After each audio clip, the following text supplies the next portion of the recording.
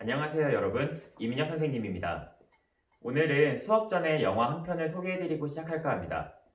2009년에 개봉한 블라인드 사이드라는 영화인데요.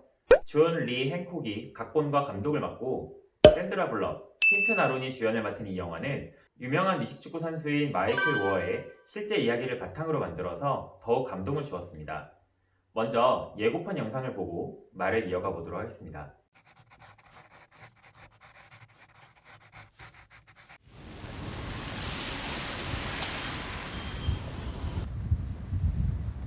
What is he wearing? It's freezing. What's his name again? Big Mike. Big Mike. Hey, my name's Leanne Tui. My kids go to Wingate. You said you were going to the gym? School gym's closed. Why were you going to the gym? Big Mike, why were you going to the gym? Because it's warm. Do you have any place to stay tonight? Don't you dare lie to me.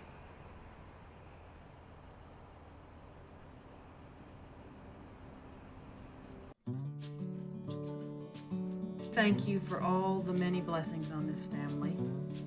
We thank you for bringing us a new friend. And we ask that you look after us on this holiday season, that we may never forget how very fortunate we are. Kids from bad situations can't wait to be violent, and that comes out on the field. But this kid, he acts like he doesn't want to hit anyone. I don't think he has any idea of what I'm teaching. And how would you know if he did? He won't even talk.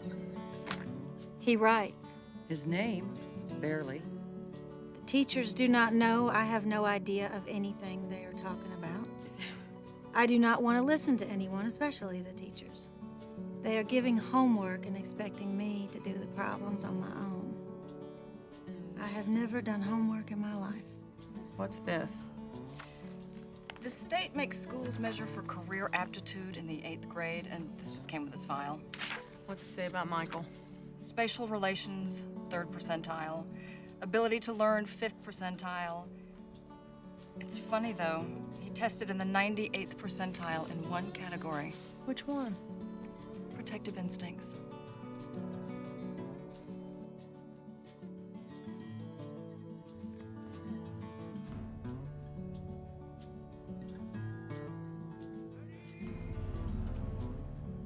This team is your family, Michael.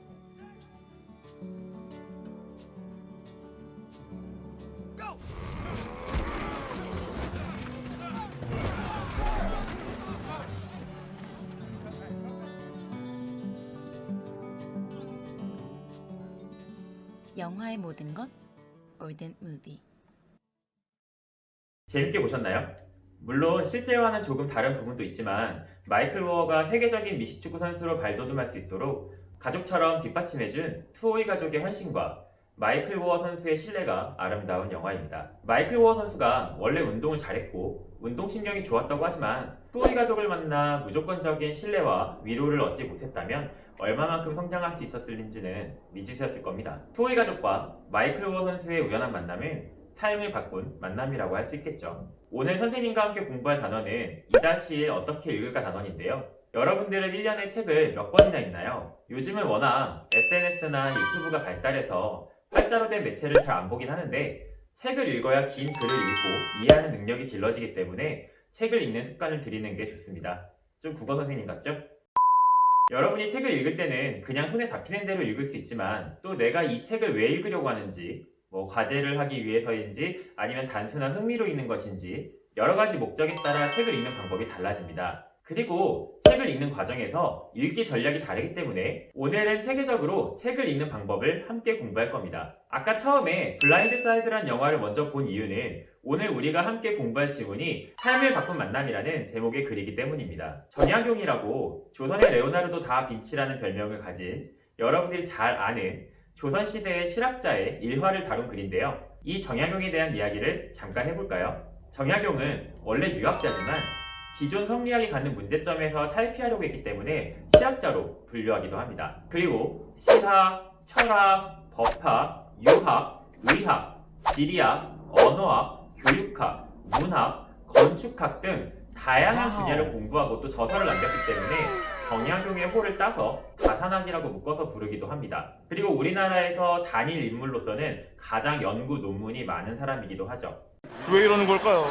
그래서 무엇이든 알려주는 다산 홀센터도 정약용의 호를 따서 이름을 지었답니다. 정조의 명을 받아서 용인에서 가까운 수원에 화성을 지을 때도 정약용이 관여를 했고요.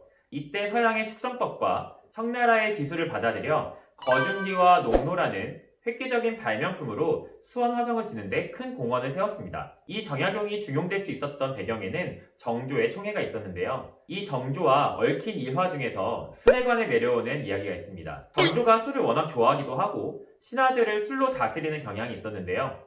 지금으로 말하자면 수능 치르고 갓 입학한 신입생들에게 술로 신고식하는 것처럼 성균관의 유생들이 처음 입관해서 정조한테 인사를 하러 오면 무취불기라고 하면서 술상을 차려놓고 취하지 못하면 집에 못 간다고 협박하면서 술을 먹였다고 합니다. 심지어 폭탄주를 잘 마는 신하도 비서처럼 데리고 다녔다고 하는데요. 정약용이 쓴 글에 보면 옥으로 만든 굿을 담는 필통에 자기가 즐겨 먹던 삼중소주를 가득 담아 따라주면서 원샷을 시켰다고 합니다. 그래서 그 술을 500cc나 되는 필통에 하사받고 정약용이 난 죽었구나 했답니다. 그래도 역시 술은 정신력인지라 정약용이 그걸 먹고 버틴 다음에 집에 가서 엄청 고생을 했대요. 그 다음에 자식들한테 절대로 술은 원샷하면 안 된다고 신신당부를 했다는 일화가 내려져 옵니다. 여러분들 나중에 졸업하고 술을 먹게 되더라도 음주는 적당히 즐거울 만큼 아시죠?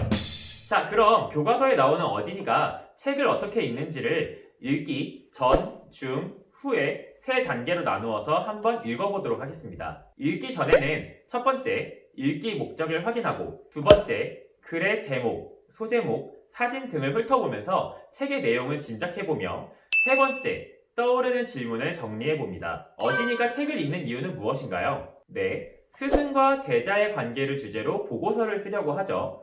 그래서 훑어보는 방법을 활용하여 삶을 바꾼 만남이라는 글을 찾았습니다. 제목과 소제목, 사진을 훑어보면서 자신이 쓰려고 하는 보고서의 주제랑 맞는지 내용을 예상하며 확인하는 모습을 보여줍니다. 75페이지 아래쪽 날개 문제도 한번 해결해 볼까요? 어진이는 보고서를 쓰는데 필요한 책을 찾기 위해 발췌 읽기 방법을 사용했고요. 천천히 내용을 확인하면서 읽지 않고 빨리 속독으로 읽어서 대강의 내용을 파악했죠. 또한 처음부터 끝까지 훑어보면서 자신에게 필요한 내용이 있는지 확인하는 통독의 방법을 활용했습니다. 77페이지로 넘어가 보면 어진이는 제목과 소제목, 사진 등을 훑어보면서 생긴 궁금증을 갖고 다음과 같은 질문을 만들었네요. 여러분도 그 옆에 있는 빈칸을 활용해서 질문을 만들어 보도록 해요. 선생님은 이렇게 질문을 만들어 보았어요. 이제 본격적으로 읽는 중 활동을 해보도록 합시다. 77페이지에 보면 읽는 중에는 읽기 전략을 통해 글의 의미를 이해하라고 합니다. 읽는 중 단계의 읽기 전략은 89페이지를 보면 자세하게 나오는데요. 자신의 말로 바꾸어 이해하기, 글의 구조, 장면, 절차, 이미지 등을 머릿속에 그리며 읽기, 예측했거나 질문했던 내용을 확인하며 읽기, 숨겨진 의미나 글쓴이의 의도를 추론하며 읽기, 글의 내용이나 글쓴이의 생각에 공감하거나 비판하기가 있습니다. 어진이는 어떤 읽기 전략을 활용하며 읽었는지 지문을 함께 읽어봅시다. 삶을 바꾼 만남. 정민. 절망의 시간에 만난 눈물겨운 제자 황상. 만남은 만남이다. 누구든 일생에 잊을 수 없는 몇 번의 만남을 경험한다. 이 몇 번의 만남이 인생을 바꾸고 사람을 변화시킨다. 그 만남 이후로 나는 더 이상 예전의 나일 수가 없는 것이다. 어떤 사람은 그런 만남 앞에서도 길 가던 사람과 소매를 스치듯 그냥 지나쳐버리고는 자꾸 딴 데만 기웃거린다. 물론 모든 만남이 만난 것은 아니다. 만남이 맛있으려면 그에 걸맞은 마음가짐이 있어야 한다. 고장난명이라고 외손병만으로는 소리를 짝짝 낼 수가 없다. 한 번의 만남으로 삶 자체가 달라지는 만남. 그런 만남을 생각할 때면 떠오르는 얼굴이 있다. 다산 정약용과 그가 강진에서 유배 생활을 하던 시절 제자인 황상이다. 시골의 학구에 불과했던 황상이 쓴 문집 치원 유고를 뒤적일 때마다 나는 시도 때도 없이 가슴이 뭉클해진다. 황상은 15살 나던 1802년 10월 다산을 처음 만났다. 당시 다산은 강진으로 귀양 와 있었다. 처음 강진에 도착했을 때 사람들이 모두 겁이 나 문을 꽁꽁 닫아 걸고 받아주려 하지 않아 그는 하는 수 없이 동네 주막집 방 한 칸을 빌려 기식하고 있었다. 처음 부분에서는 다산 정약용과 황상의 만남을 다룹니다. 만남은 만남이다란 말을 보고 어진이는 자신의 말로 바꾸어 이해하기 전략을 사용하였습니다. 7번째 줄을 보니 한 번의 만남으로 삶 자체가 달라진다는 문장을 통해 다양한 인연 중에서 삶을 바꿀 만한 가치가 있는 만남을 만남이라고 표현했구나 하면서 이해합니다. 비슷한 발음을 가진 두 단어를 나란히 두어서 주제를 집약적으로 상징적으로 제시한 부분이죠. 읽기 전에 만든 2번째 질문의 사진 속 초가집은 다산이 강진에 귀양 와서 4년 동안 머문 집이라는 것을 알아냅니다. 질문했던 내용 확인하며 읽기 전략이죠. 그리고 77페이지 제일 밑부분을 보면 어진이는 어려운 낱말은 국어사전에서 뜻을 찾아가며 읽고 있네요. 단어의 뜻을 모르면 글을 이해할 수 없으니까요. 여러분들도 한번 글을 읽으면서 어려웠던 단어를 골라 뜻을 찾아 적어봅시다. 선생님이 찾아본 단어 뜻을 한번 보여드릴게요. 이제 87페이지 넘어가서 지문을 읽어보도록 하겠습니다. 아둔하고 꽉 막히고 융통성 없는 제자를 위한 가르침. 황상은 강진 고을 아전의 자식이었다. 서울에서 온 훌륭한 선생님이 아전의 아이들 며칠 가르친다는 말을 듣고 용기를 내어 주막집을 찾았다. 그렇게 며칠을 내쳐 찾아가 쭈뼛쭈뼛 엉거주춤 글을 배웠다. 7일째 되던 날 다산은 수업을 마친 황상을 따로 불러 앉혀놓고 말했다. 공부를 열심히 해서 훌륭한 사람이 되어야지. 하지만 선생님, 저는 머리도 나쁘고 앞뒤가 꼭 막혔고 분별력도 모자랍니다. 저도 공부할 수 있을까요? 잔뜩 주눅든 소년에게 다산은 길을 북돋워준다. 그럼 할 수 있고 말고. 항상 문제는 제가 민첩하다고 생각하고 총명하다고 생각하는 데서 생긴단다. 한 번만 보면 척척 외우는 아이들은 그 뜻을 깊이 음미할 줄 모르니 금세 잊고 말지.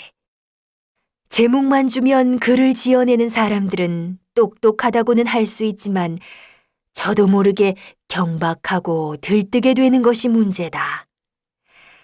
한마디만 던져주면 금세 말귀를 알아듣는 사람들은 곱씹지 않으므로 깊이가 없지.